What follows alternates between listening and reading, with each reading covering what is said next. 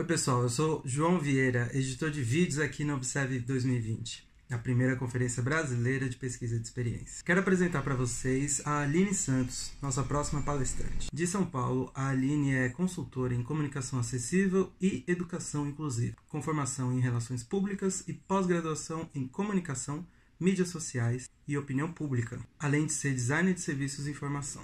Aqui no Observe ela traz uma reflexão sobre como podemos pensar em soluções que sejam mais acessíveis e inclusivas, além de um questionamento. Como podemos descortinar nossos preconceitos para avançar na promoção de uma amostra mais representativa? Após a palestra, a Aline estará ao vivo aqui no Observe para uma sessão de perguntas e respostas, além de um debate entre os participantes. Com vocês, Aline Santos. Oi!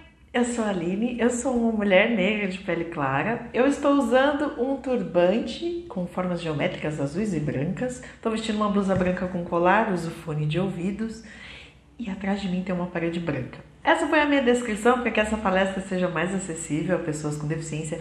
E você que é usuário de Libras, esse aqui é o meu nome. Vou fazer de novo o meu sinal. Na conversa de hoje, você vai me ver olhando algumas vezes para o lado porque eu estou acompanhando os slides aqui, que é o mesmo que você vai ver por aí. Então, hoje a gente vai falar sobre como promover amostras mais representativas. E aí a gente vai entender um pouco sobre os princípios de construção de soluções acessíveis e para isso passaremos pela desconstrução de preconceitos. Para começar essa conversa, eu vou falar o perfil de 3 pessoas e eu vou pedir para você imaginar. A primeira delas é líder de torcida. A segunda, motorista de táxi. A terceira, músico negro. Eu falei, você imaginou. Como que era essa figura que você imaginou? Como que eram essas pessoas que você imaginou? Eu vou dizer aqui algumas hipóteses, que inclusive foi a que eu pensei, e depois eu fui pesquisar no Google e a minha suposição foi confirmada. A líder de torcida provavelmente parecia uma moça bem animada, meio sensual e bem feminina. O do motorista de táxi provavelmente era um homem. E no caso do músico negro, ou era algum músico conhecido, ou era atrelado à percussão. Nos exemplos, nenhum eram de música clássica. E também não foi o que eu imaginei. E por que isso acontece? Agora, a gente vai começar essa conversa entendendo a diferença entre preconceito, estereótipo e discriminação. E no caso do preconceito, ele se manifesta por meio de práticas conscientes e inconscientes que significam atitudes, emoções, que movem comportamentos que resultam em vantagens, desvantagens ou privilégios para indivíduos a depender do grupo que ele faz parte. De modo geral, o preconceito ele é representado como uma atitude hostil. E aqui a gente está entendendo hostilidade não só como comportamento de violência, de agressividade, mas como pelas manifestações sutis de superioridade a um grupo. Vou dar um exemplo simples assim, porque ele parte da inferiorização de determinados grupos. Então, o exemplo que eu tenho que trazer aqui, que eu trouxe aqui. Uma pessoa que tem preconceito contra pessoas negras. Queremos dizer que esse indivíduo ele está disposto a se comportar de uma forma hostil em relação às características dessas pessoas. Outros exemplos de preconceitos que a gente costuma ouvir e ver da nossa vida cotidiana são, por exemplo, de que pessoas negras são violentas, de que pessoas judias, judeus são avarentos, ou que pessoas orientais são naturalmente preparadas para ciências exatas. Partindo disso, o preconceito ele é esse comportamento emocional, afetivo e parcialmente automático. Por que parcialmente automático? Porque a gente vai reproduzindo sem muito senso crítico. Mas ele também é bastante sensível à estrutura social. Isso quer dizer que as atitudes preconceituosas elas são reforçadas por questões históricas, culturais e sociais atrelados à capacidade concreta de opressão. Lembra do exercício lá no comecinho que a gente fez? Aquelas imagens que você imaginou são frutos do estereótipo, que diferente do preconceito, o estereótipo ele tem a ver com um aspecto cognitivo. Ele não é emocional, nem positivo, nem negativo, ele fixa-se na generalização daquela imagem que a gente tem do grupo. Isso quer dizer que ele atribui características idênticas a todos os integrantes daquele grupo. Você faz isso, eu faço isso. A gente coloca todo mundo na mesma caixa. A estereotipagem, ela não leva necessariamente a atos intencionais de hostilidade, como que eu expliquei no caso do preconceito. Porque ela é uma maneira que a gente tem de simplificar as ideias do que temos do mundo, do que a gente conhece do mundo. E por isso que todos nós fazemos isso. Em cada cultura, a gente agrupa os indivíduos conforme as características mais predominantes que a gente vê, que a gente conhece. E essa categorização, ela parte da norma. Só que no interior da cultura, essa norma, ela é construída com base na semelhança do que todo mundo imagina, porque é reforçado pelo que a gente entende de história oral, do que das referências que a gente conhece na mídia, do que a gente entende como questões artísticas, tudo aquilo que é reforçado dentro daquela cultura. E sabe qual que é a má notícia? Uma vez formados, os estereótipos são muito resistentes às mudanças. Mesmo que elas sejam baseadas em novas informações e informações seguras. Essa estereotipagem, ela funciona quase como uma lei do menor esforço. Por que isso acontece? O mundo, ele é complexo demais e a gente acaba criando atitudes diferenciadas a respeito de cada coisa. Só que para o cérebro processar, e ele tem essa capacidade limitada de processar esse monte de informação ao mesmo tempo, ele acaba simplificando e criando atalhos. E aí a gente vai adotando algumas regras na tentativa de compreender as outras pessoas. Conforme o estereótipo se baseia em experiência e ele é exato nisso, ele pode ser uma maneira adaptativa de lidar com os eventos complexos. Quando ele faz com que a gente desconsidere as diferenças individuais e, por isso, nos faz cometer generalizações que são injustas, como aquelas que eu dei do exemplo do preconceito, daí vira discriminação. A tendência humana de agrupar essas informações e categorizar, formando esses esquemas, ele pode inclusive acontecer mesmo que a gente tenha acesso a informações novas, porque isso tem a ver com o nosso funcionamento mental. Só que isso também pode partir de estereótipos negativos, e isso é o que nos leva a adotar atitudes discriminatórias. Agora, entendendo o que significa discriminação, ela é o ato que utilizamos o estereótipo como referência para recorrer a uma ação negativa, injustificada e prejudicial a outros membros de um grupo. Ela parte da atribuição do tratamento diferenciado a membros de determinados grupos minoritários. Por quê?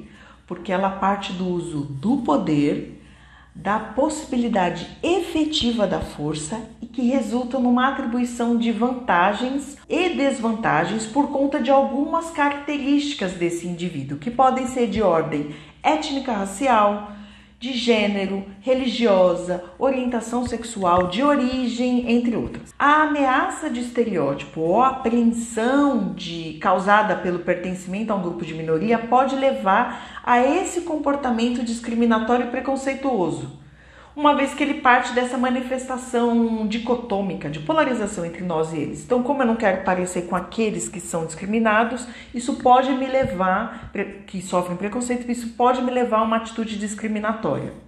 E é exatamente sobre isso que o conceito de viés inconsciente também fala, porque ele fala sobre o peso desproporcional que é dado a favor ou contra uma coisa, pessoa ou grupo, que pode ser considerado injusto e resulta em tratamentos desiguais. De acordo com neurocientistas, essa formação de estereótipos na cabeça é inevitável. Todo mundo faz isso e você vai continuar fazendo isso. Mas associar juízo de valor a esse viés, isso é opcional.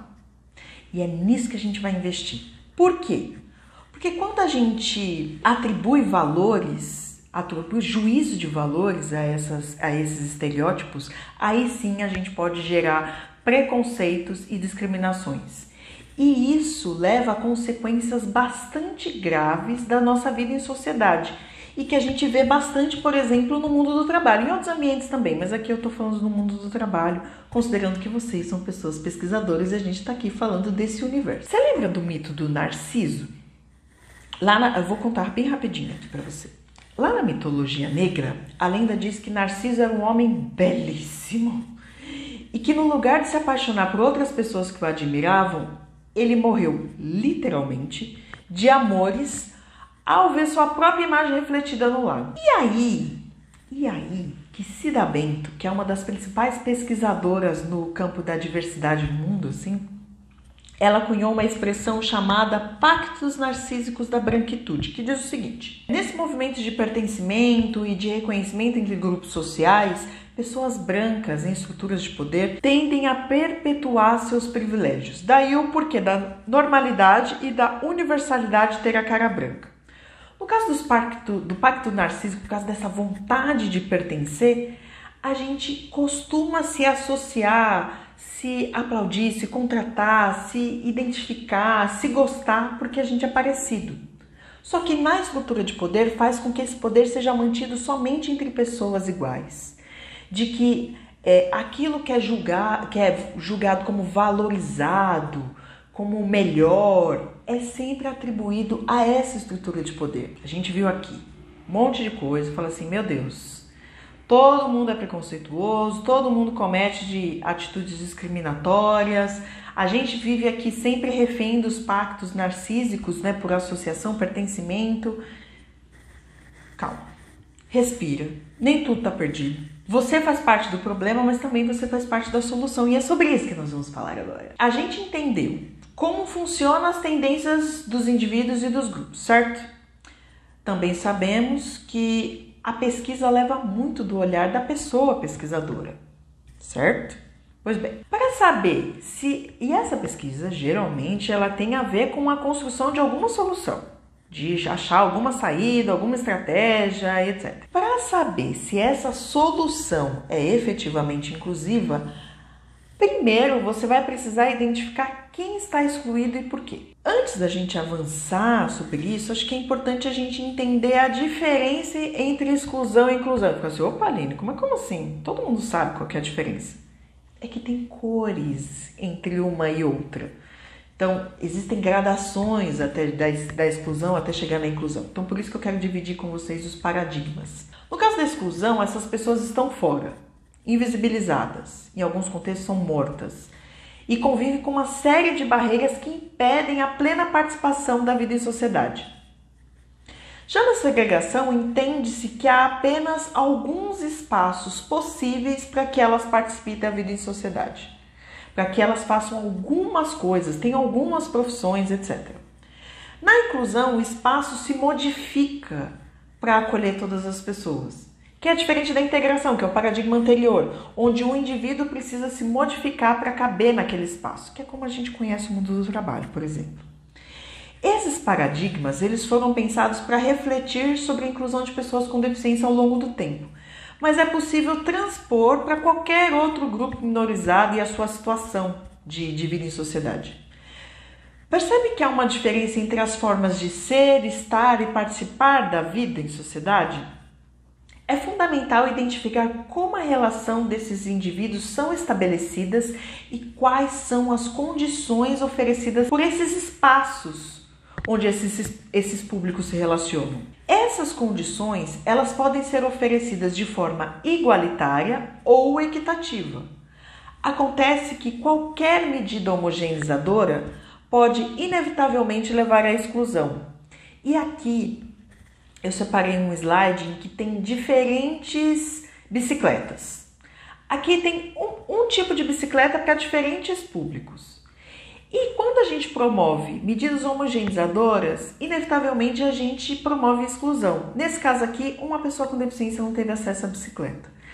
Já quando a gente fala de medidas equitativas, é de flexibilizar esse acesso a essas condições. Então, nesse caso, nessa imagem, tem uma bicicleta diferente para cada tipo de particularidade. Existem algumas metodologias, conceitos que propõem formas de se fazer diferente e contemplar o maior número de pessoas possível. E eu trouxe aqui para vocês o conceito de desenho universal e desenho inclusivo para a gente refletir sobre como essas coisas podem ser pensadas, planejadas, construídas. No caso da diferença desses dois conceitos, enquanto o desenho universal, que nasceu da arquitetura para propor construção de espaços, objetos e comunicação que contemple o maior número de pessoas, o desenho inclusivo ele propõe alguns princípios para o desenvolvimento de uma família de soluções que vai atender à diversidade da população. Então, para isso, ele usa princípios de viabilidade econômica, sustentabilidade, a experiência das pessoas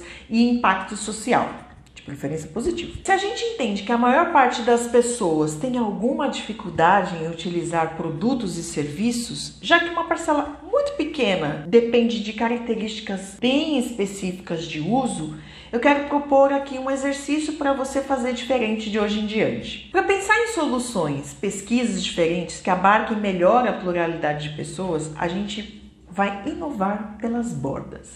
Isso mesmo. Sabe o princípio de Pareto que diz que 80% dos efeitos vem de 20% das causas? Então, normalmente consideramos fazer 80%, que são a maioria, e deixamos aqueles 20% que são muito difíceis para depois. E sempre fica para depois. E se invertêssemos essa lógica? Projetar considerando esses 20% para alcançar o máximo da totalidade. Eu vou propor aí um exercício para você fazer comigo. Eu vou pedir para você pegar papel e caneta e nos próximos 5 minutos você vai aquecer para a prática.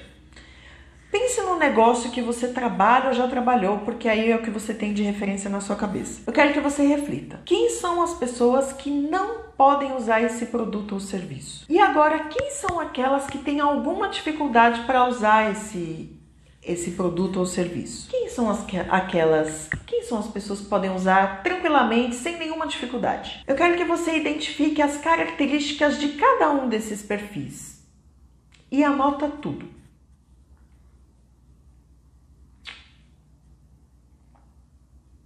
Anotou?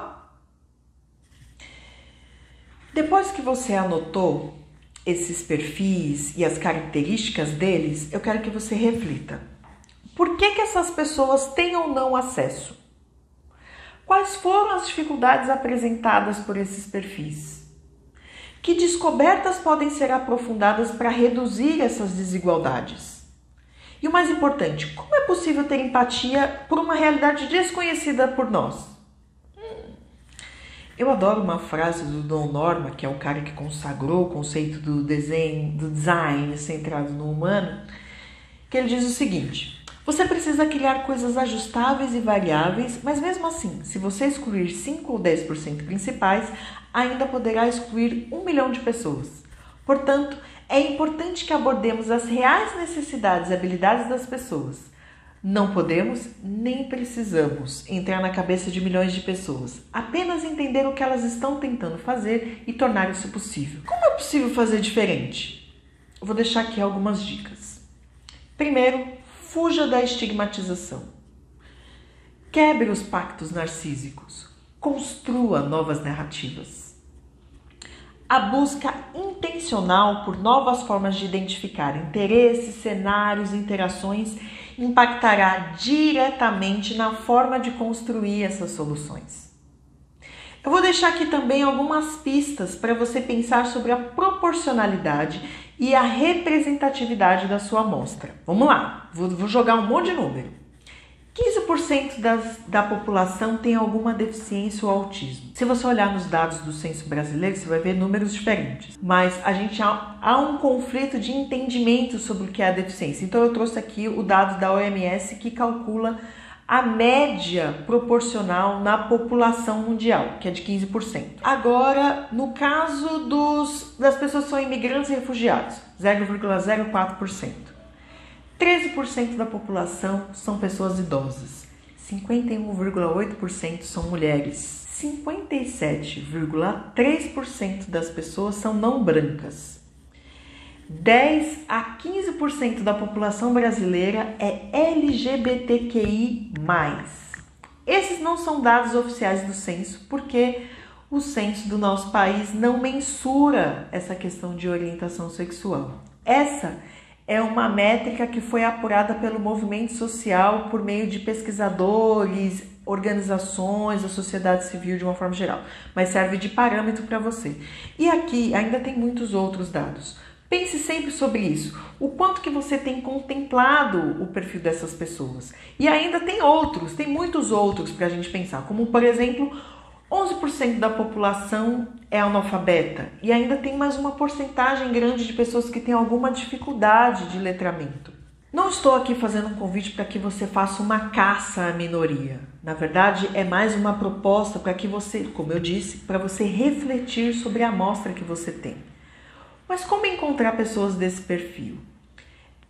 A sugestão é de ir em busca de atores sociais, organizações que lidem com isso, fazer perguntas diferentes, tipo buscar em lugares diferentes, já vai ser bastante revelador para você. Aqui eu também vou deixar algumas dicas de ouro. Se você não souber, pergunte. Evite disfarçar o seu constrangimento, porque esse constrangimento ele faz parte do aprendizado. Então, para a gente evoluir e reconstruir e criar novas referências, é importante encarar aquilo que a gente não sabe. Lembra de como a gente forma as estigmatizações, as discriminações e os preconceitos? Então, escute e entenda se desfazendo dos seus pressupostos. Quando a gente fala sobre inclusão, isso é um processo contínuo, é uma busca contínua, não uma linha de chegada. Então, por isso que a gente vai continuar permanentemente olhando para quem está fora, para que eles façam parte. Para isso, você vai precisar construir uma rede de apoio e se fortalecer. Tolerar o erro. Durante todo esse processo, algumas vezes você vai precisar tomar algumas decisões arriscadas. Por isso que a tolerância ao erro e a construção da rede de apoio são tão essenciais nesse processo. Bom, é isso.